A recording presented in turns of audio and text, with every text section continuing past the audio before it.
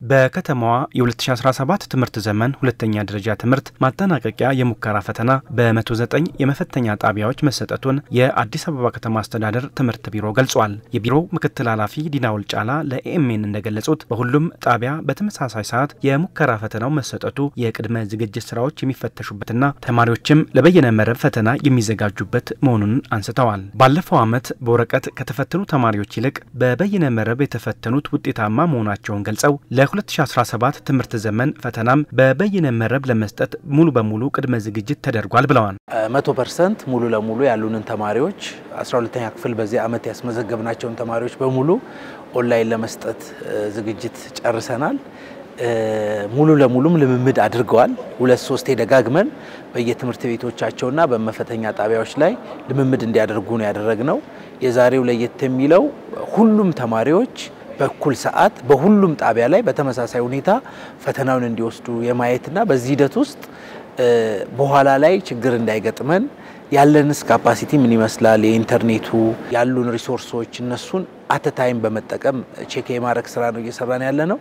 እንግዲህ በዚህ ሂደት ውስጥ ሁሉንም ተማሪ ለማስፈተን ቅድመ ዝግጅት አድርገናል።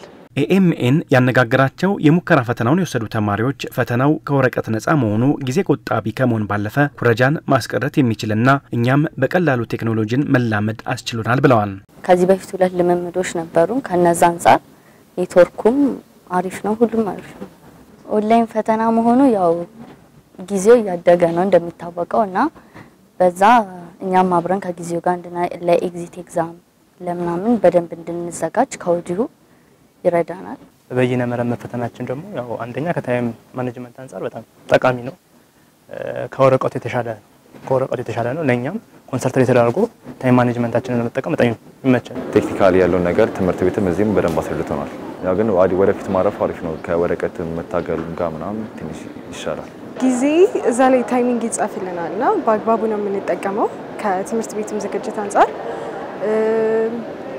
እና ሞር ጥናት ነው። አሁን ደግሞ ጥያቄ አይደል የምንሰራው በጥያቄና ሞር ፕራክቲስ ያደርጋል። እስካሁን የለም ላይክ ኤግዛም ዌብሳይት ተለቆልን ነበር። በሱ ላይ እየገባን ሞዴሎች ተለቀዋል። እዛ ላይ እየተለማመድን ነበር። እስካሁን ባለው አሪፍ ነው። መጀመሪያ አዲስ ነገር ስለነበር ተናግጠን ነበር፣ ግን የተደረገው ዝግጅት ጥሩ ስለሆነ አሁን እየሰራ ነው። በከተማዋ 48000 የ12ኛ ክፍል መልቀቂያ ፈተናን የሚወስዱ ተፈታኞች በበይነ መረብ ብቻ እንደሚወስዱ የገለጹት የአዲስ አበባ ትምህርት ቢሮ ምክትል ኃላፊ ዲናውል ጫላ ለተፈታኝ ተማሪዎችም መልእክት አስተላልፈዋል። አንድ ተማሪ አርፍዶ ቢመጣ የተወሰነ ደቂቃ በወረቀት ልትታገሰው ትችላለህ። ይሄኛው ግን የኢንተርኔት ጉዳይ ነው፣ በሲስተም ነው። ኦሬዲ ታይም ሊሚት ተደርጎለት ነው የሚከፈተው። ስለዚህ ተማሪዎቻችን ከወትሮው ለየት ባለ መልኩ በጊዜ እንዲደርሱና አት ታይም ከሌሎች ጋር ፈተናውን ወስደው እንዲወጡ ሰዓት አክብረው እንዲገኙ፣ በተለይም ደግሞ መፈተኛ ጣቢያዎች ላይ የተከለከሉ ነገሮችን ይዘው ባለመገኘት፣ በተለይ ተማሪዎቻችን እኛ ተማሪ መሆኑን የምንለይበት አሁንም አንዳንድ ቦታዎች ላይ መንጠባጠቦች ስላየን ዩኒፎርም ለብሶ ግዴታ መግባት እንዳለበት ለተማሪዎች በደንብ ቢወስዱትና በዚህ ተዝግጁ ሆነው እንዲመጡ መልእክት ለማስተላለፍ ወዳለሁ። የ12ኛ ክፍል መልቀቂያ ፈተና ከፊታችን ሰኔ 23 ጀምሮ ይሰጣል።